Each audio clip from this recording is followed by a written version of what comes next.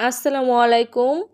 মোহমায়ার বাহুডোরে পর্ব 52। লেখিকা সাদিয়া। গল্পের শুরুতে সবাইকে অনুরোধ করছি, আমাদের চ্যানেলটি সম্পূর্ণ নতুন, তাই যারা যারা আমাদের চ্যানেলটি ভিজিট করছেন এবং যাদের আমাদের চ্যানেলের গল্পগুলি ভালো লাগছে তারা অবশ্যই আমাদের চ্যানেলটি সাবস্ক্রাইব করবেন এবং আমাদের চ্যানেলটিতে বেল বাটন অন করে একটি লাইক দিয়ে সাপোর্ট করবেন। ধন্যবাদ।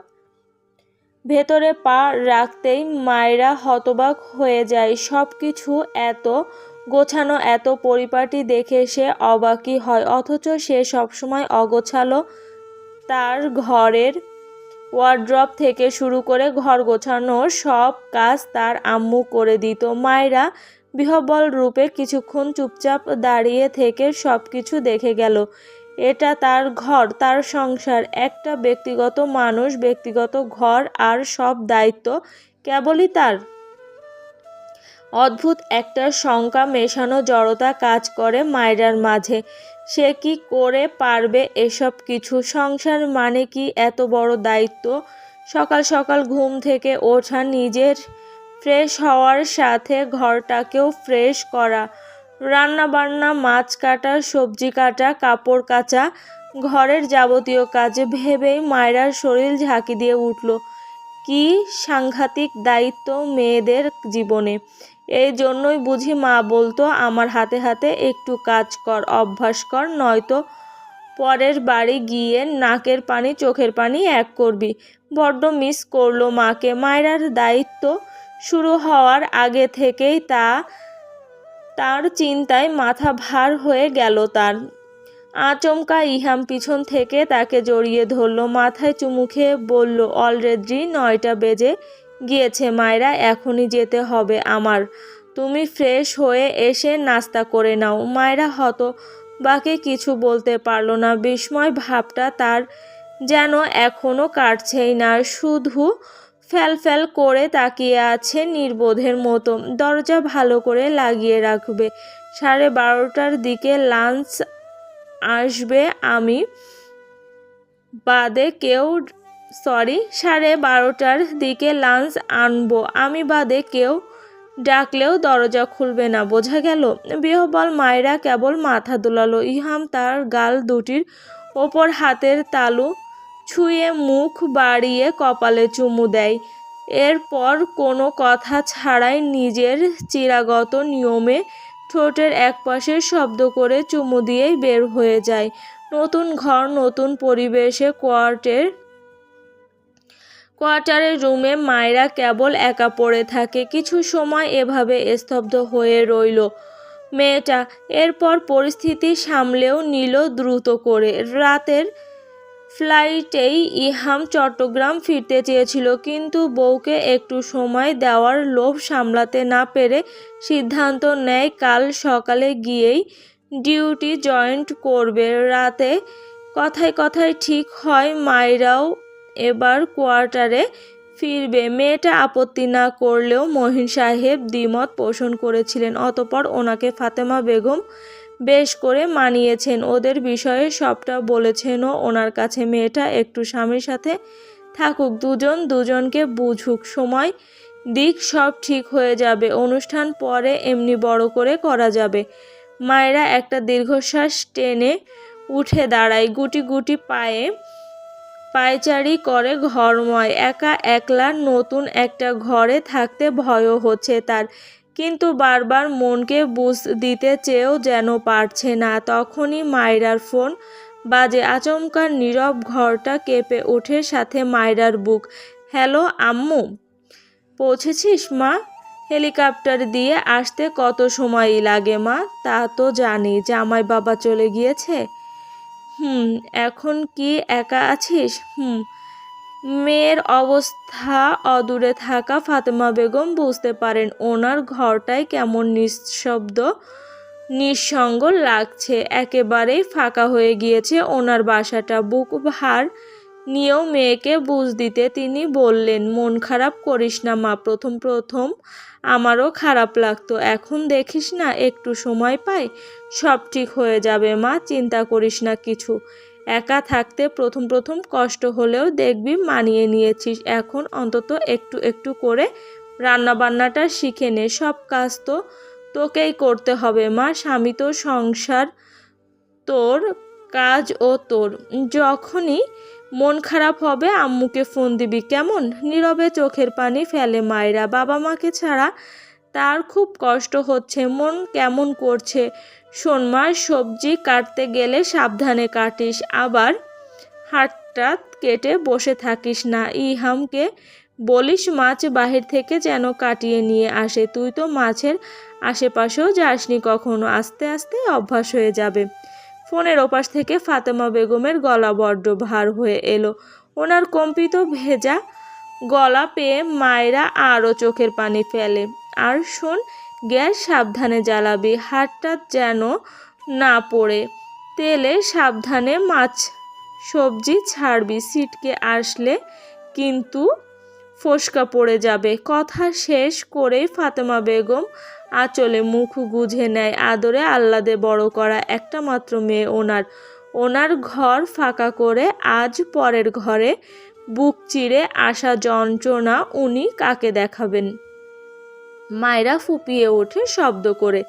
এত তাড়াতাড়ি বিয়ে দিতে কেন গেলে? হ্যাঁ, এখন কষ্ট পাও, আরও কাঁদো। দূর বোকা, কে কাঁদছে? কাঁদছি না।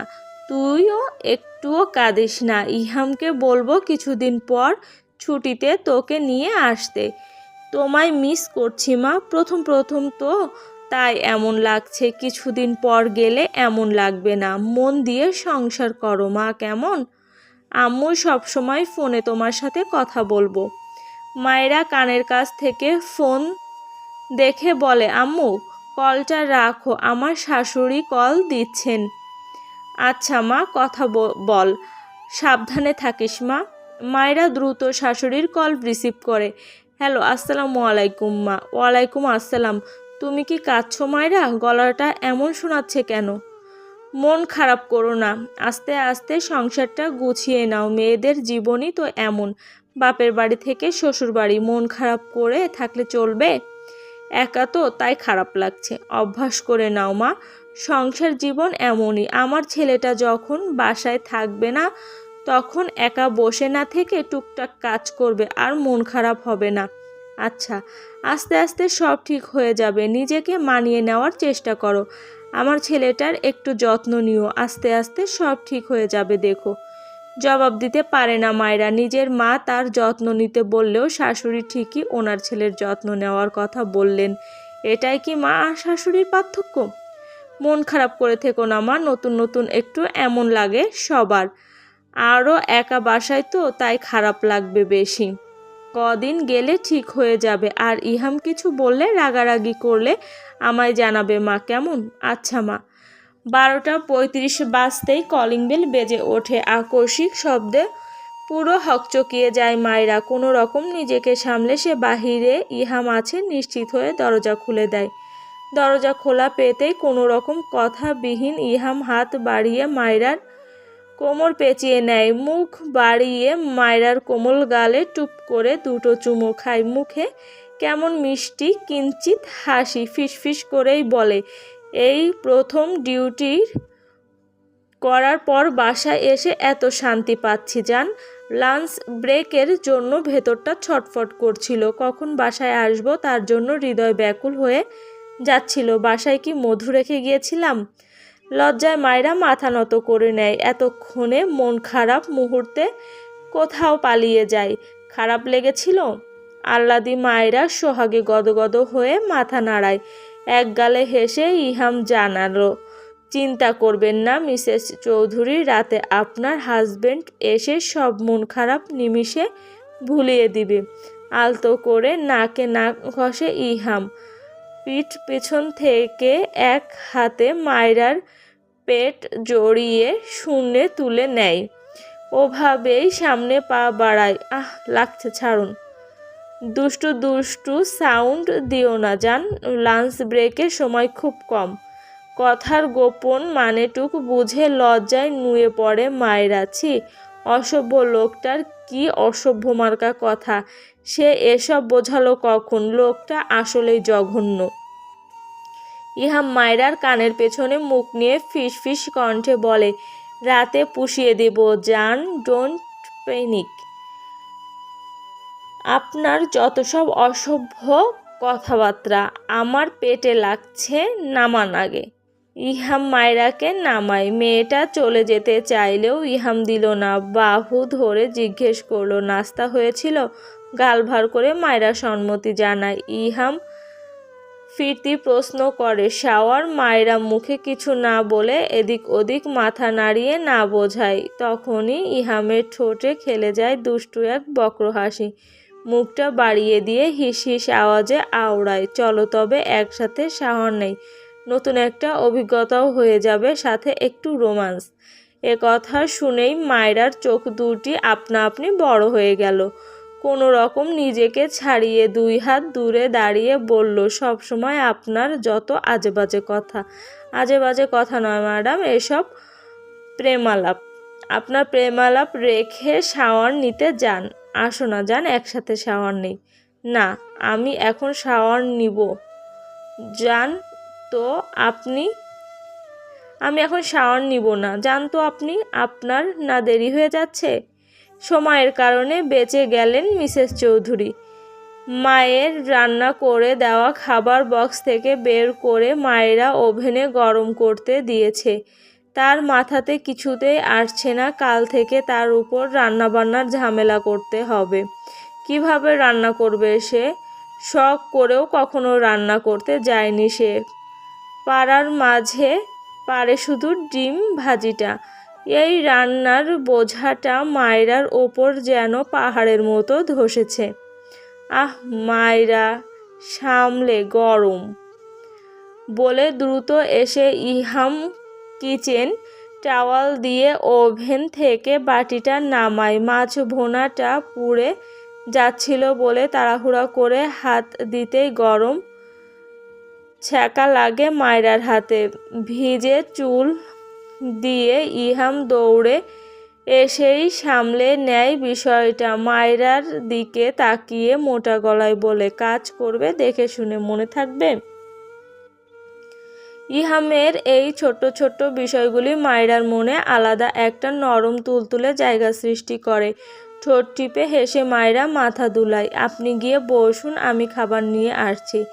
ইহাম যাওয়ার আগে ভাতের প্লেট, বেগুন ভাজি আর সবজির বাটি নিয়ে টেবিলে যায়। মুচকি হেসে বাকি খাবার নিয়ে এগিয়ে যায় মায়রাও। পাতে খাবার বেড়ে দিয়ে মায়রা চুপটি করে পাশের চেয়ারে বসে। তুমি খাবে না? একটু পর খাবো, আপনি খেয়ে নিন। ইহাম হাত বাড়িয়ে ইশারা করে ডাকে, কাম। পাশেই তো বসে আছে সে, আর কত কাছে যাবে? আড়ষ্ট মায়রা আমতা আমতা করে, তাই ইহাম নিজেই হাত বাড়িয়ে মায়রাকে নিজের কোলে বসায়। প্রথম লোকমা মায়রাকে খাইয়ে দিয়ে হিস হিস করে সে। খাওয়া নিয়ে কোনো ভর্ণিতা চলবে না মায়রা, আর একটু ফিট হতে হবে। আমি যথেষ্ট ফিট আছি। এই চিকনি চামেলি শরীরকে একটু ফিট বলছো?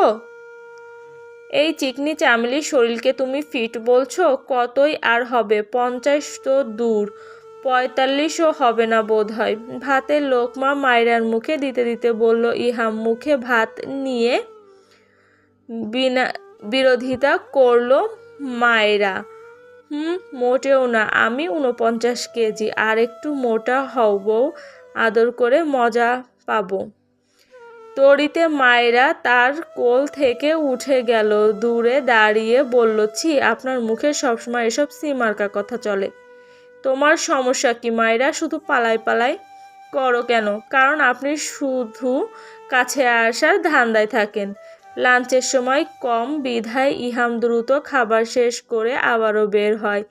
যাওয়ার আগে সতর্ক করে, আমি যাওয়ার পরেই দরজা লক করে দিবে, 7টা 8টার মাঝেই ফিরে আসবো। আচ্ছা। কপালে চুমু দিয়ে ইহাম ফিসফিস করে জানায়, রাতে লাল টুকটুক একটা শাড়ি পরে আপনার চেরি গাল দুটো নিয়ে অপেক্ষায় থাকবেন ম্যাডাম, আমি এসে বাইট খাবো। চলবে। আমাদের গল্পটি যদি ভালো লেগে থাকে অবশ্যই একটি লাইক দিয়ে যাবেন, এবং এই চ্যানেলের পরবর্তী গল্পগুলো পাওয়ার জন্য অবশ্যই আমাদের চ্যানেলটিকে সাবস্ক্রাইব করে পাশের বেল বাটনটি অন করে রাখবেন। ধন্যবাদ সবাইকে।